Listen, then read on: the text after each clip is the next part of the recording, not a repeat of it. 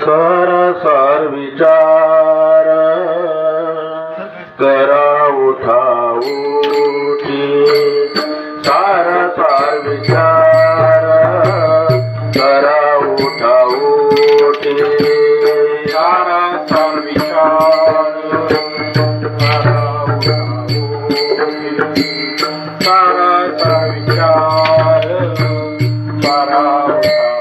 उठी सरसर विचार करा उठा उठी सरसर विचार करा उठा उठी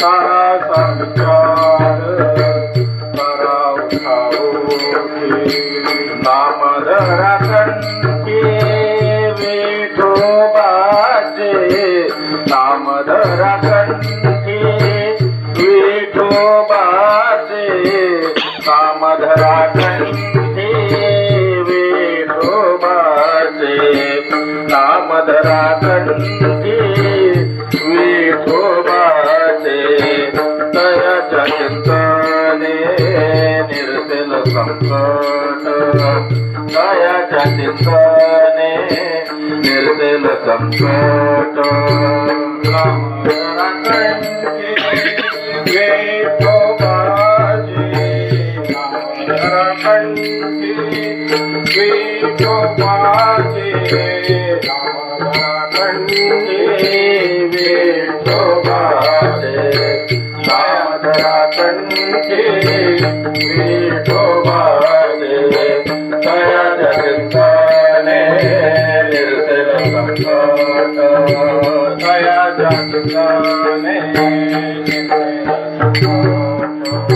तराल दुर्घट भव सिंधू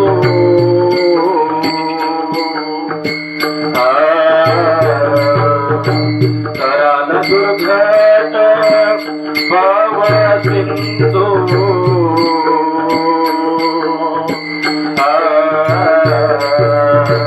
तराल दुर्घट भव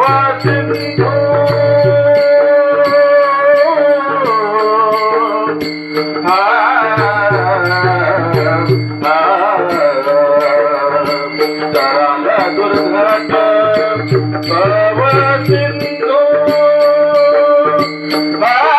तराल दुर्घट भव सिंधू तराल दुर्घट भव सिंधू तराल दुर्घट भव सिंधू तराल दुर्घट भव सिंधू तराल दुर्घट भव सिंधू तयाच्या चिंतने निर्सेल संकट तयाच्या चिंतने निर्सेल संकट दुर्घट भव सिंधू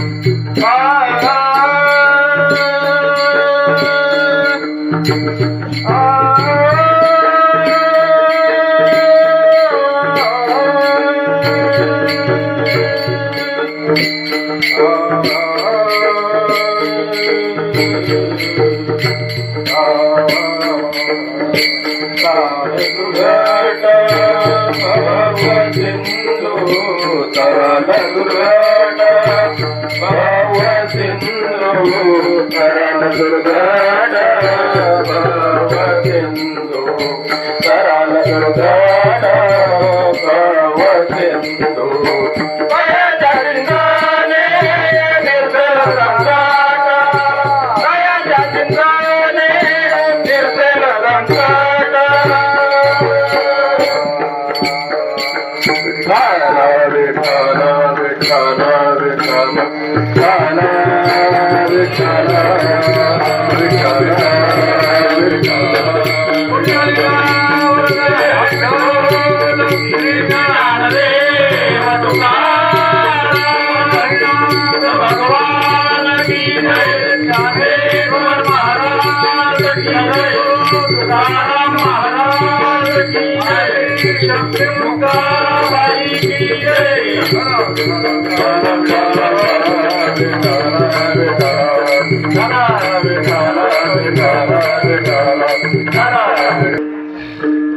राघवं रामचन्द्रं च रामनारी रमापतिं राजीवलोचनं राम तं वन्दे रघुनन्दनं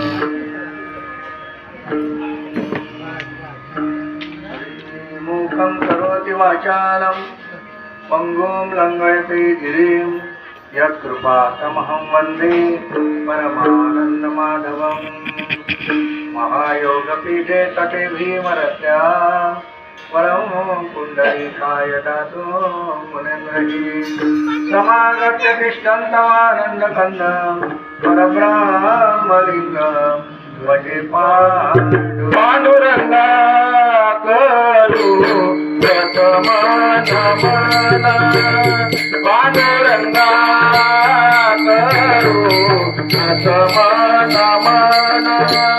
पाण्डुरङ्गा करू प्रथमानमना पाण्डुरङ्गा करू प्रथमानमना पाण्डुरङ्गा करू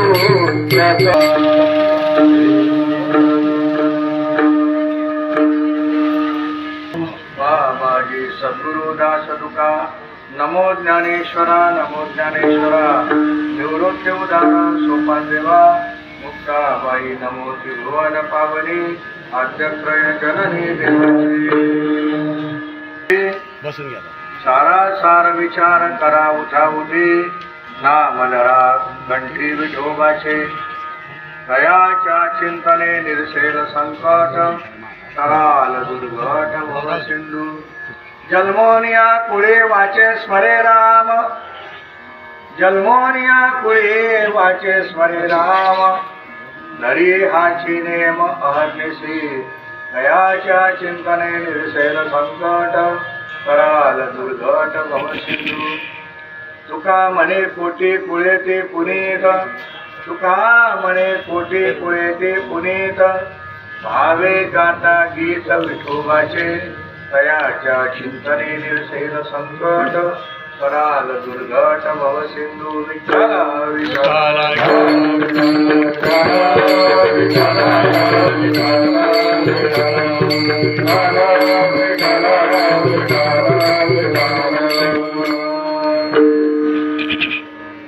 सारासार विचार करा उठा उठे नाम धरा कंठी विठोबाचे दयाच्या चिंतने निर्शेल संकट कराल दुर्घट भव सिंधू प्रस्तुत भगवत नाम संकीर्तन रूपी सेवेकरता निवडलेला अभंग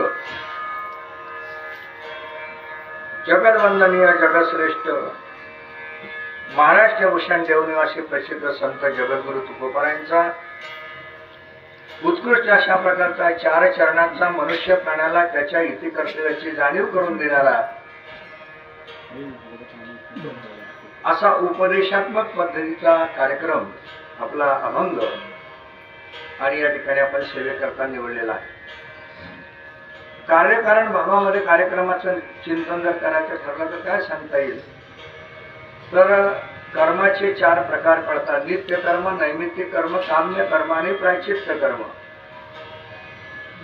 या चार कर्म प्रकारामध्ये आजची सेवा ही नैमित्तिक स्वरूपाच्या कर्माची सेवा आहे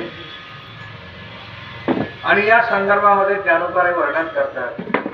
सूर्यग्रहण असेल, चंद्रग्रहण असेल, प्रदोष काळ असेल, पर्वकाळ असेल, संक्रांतीचा पुण्यकाल असेल किंवा माता पित्यांच्या श्राद्धाधिक तर्पण कर्माचा भाव असेल, यामध्ये केलं जाणारं दान पुण्याधिक कर्म हे तुम्हाला शतपटीनं फल देणार आहे.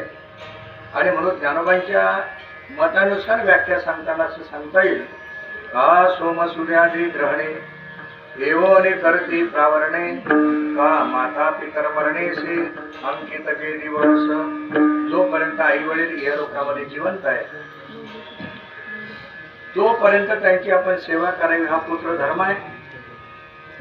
पण यलोक सोडून ज्यावेळेला हा जीवात्मा परलोकाला जातो त्याही वेळेला या जीवात्म्याला सद्गती प्राप्त होण्याकरता आपल्या धर्मशास्त्रामध्ये 2 विधी सांगितल्या.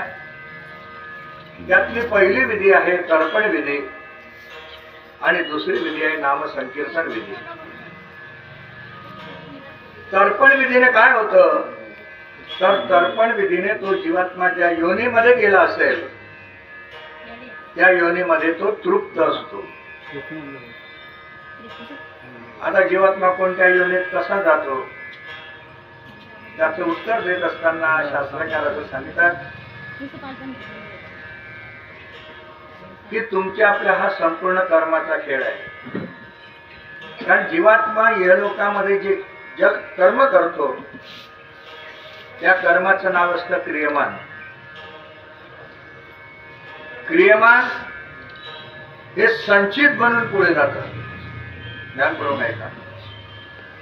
क्रियमान हे संचित म्हणून पुढे जातं आणि ज्या वेळेला जीवात्मा दुसरा जन्म धारण करतो त्यावेळेला तुम्ही आपण या जन्मात केलेलं जे कर्म ती कर्म पुढच्या जन्मात संचित रूपाने तुमच्या बरोबर येतात. संचित म्हणजे ठेव आणि ही संचिताची ठेव ज्या जन्मात तुम्ही आहात त्या जन्मामध्ये तुम्हाला हळूहळू काळानुसार वेळेनुसार भोगावं लागतं. त्याचं नाव आहे प्रारब्ध. मानूनच आपल्या जीवनाचं गणित बसवावं लागतं. आणि म्हणून शास्त्रकाराचा सिद्धांत सांगतो कर्मानुभव गच्छति जीव एकः. आणि प्रत्येक जीवात्मा आपल्या कर्मानुसार आणि पुढच्या गतीला जातो. पण त्या ठिकाणी त्या गतीमध्ये त्याला तृप्त ठेवायचं असेल तर त्याच्याकरता एक तर्पण सांगितलं. आपल्या हिंदू धर्मामध्ये या तर्पण कर्माला महत्वाचं स्थान मानलं गेलं आणि त्या न्यायाला अनुसरून आज तुमच्या आपल्यामधून